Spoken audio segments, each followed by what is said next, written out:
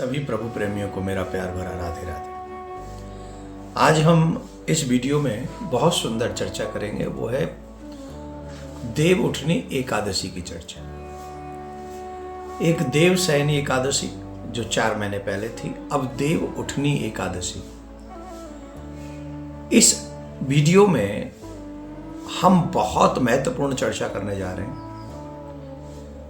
विषय ये भी आएगा कि देव उठनी एकादशी 22 को है या 23 को, क्योंकि ऐसा मान्यता है, माना जा रहा है इस बार कि 22 को ही एकादशी प्रारंभ हो रही है। तो इस विषय में भी चर्चा करेंगे।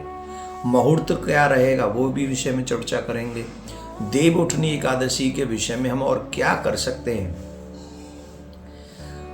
ऐसा क्या पूजा करें जिससे हमारी मनोवांछित इच्छा पूरी हो जाए, विशेष इच्छाएं किस बात से पूरी होंगी, और कैसे भगवान नारायण को हम मना सकते हैं। इन सब विषयों पे हम इस वीडियो में चर्चा करेंगे। तो आप सभी को मेरा प्यार भरा राधे राधे। बड़े ध्यान से इसको सुनिए। देव उठनी एकादशी, जिसे हम लोग बहुत महत्वपूर्ण तरीके से मनाते हैं, सनातनियों के लिए एक बहुत विशेष महत्व होता है। एकादशी तिथि के दिन भगवान विष्णु की प्राप्ति के लिए पानी में एक चुटकी हल्दी डालें और उसे स्नान करें।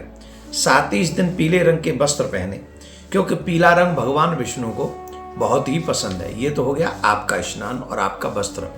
उसके अलावा आपको क्या करना है, उस दिन सुबह ब्रह्म मुहूर्त में उठकर पहले स्नान इत्यादि करके संकल्प कर लें। संकल्प करने के बाद में ये वस्त्र इत्यादि धारण करने के बाद में भगवान विष्णु की पूजा करें, अर्थात भगवान श्री कृष्ण की, राम की पूजा, आप जो अपने आराध्य हैं उनकी पूजा करें।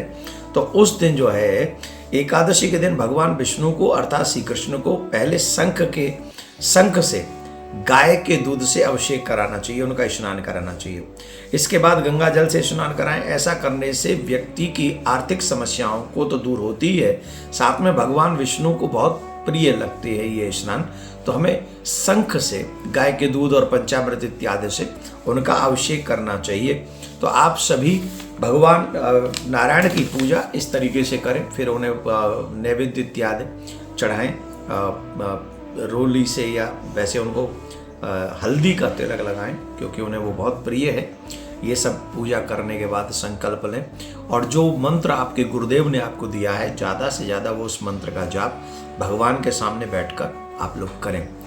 देव उठनी एकादशी के लिए माना जाता है कि 4 महीने के लिए भगवान विष्णु विश्राम करते हैं, भगवान नारायण विश्राम करते हैं, जिसे योग निद्रा में जाना कहते हैं। वो 4 महीने पाताल लोक में वास करते हैं, और वहाँ जो 4 महीने सृष्टि का जो कार्यभार है वो भगवान शिव चलाते हैं। 4 महीने भगवान शिव इस पूरी सृष्टि की देखभाल करते हैं, और नारायण 4 महीने विश्राम करते हैं। उसके बाद देव उठनी की एकादशी के बाद ही हमारे सारे कार्य सिद्ध होने लगते हैं। मतलब जो शुभ कार्य हम लोग करते हैं कि भाई शादी हो गया, मुंडन हो गया, नए घर में प्रवेश आदि हो गया, जितने भी सारे कार्य हैं फिर हम इसको करने लग जाते हैं। तो इन कार्यों को हमको करना चाहिए। तो देव उठनी एकादशी का ये बहुत बहुत महत्व है। मैं आपको कुछ चीज़ें और बता देता हूँ। देव उठनी एकादशी के दिन पीपल को जल अवश्य चढ़ाना चाहिए, क्योंकि भगवान विष्णु का पीपल में वास होता है। तो देव उठनी एकादशी को आप 1 लोटा जल ले जाएं, थोड़ा सा मिष्ठान ले जाएं, और वहाँ पीपल के पेड़ के नीचे आप पीपल की जड़ में चढ़ा दें, जिससे आपकी प्रत्येक मनोकामना पूर्ण होगी। ये बहुत ध्यान रखें। अब हम आपको शुभ मुहूर्त बता देते हैं, वो ध्यान से सुन लें। कार्तिक मास के शुक्ल पक्ष की एकादशी तिथि 22 नवंबर को देर रात 11:03 से शुरू हो रही है और 23 नवंबर को 9:01 पर समाप्त होगी। सनातन धर्म के अनुसार उदया तिथि मानी जाती है, इसलिए 23 नवंबर को एकादशी, देव उठनी एकादशी का व्रत हम और आप सभी करेंगे। एकादशी व्रत के पुण्य के समय संसार में कोई और पुण्य नहीं है। जो पुण्य सूर्य ग्रहण में दान से होता है, उससे भी कई गुना अधिक पुण्य एकादशी व्रत से होता है।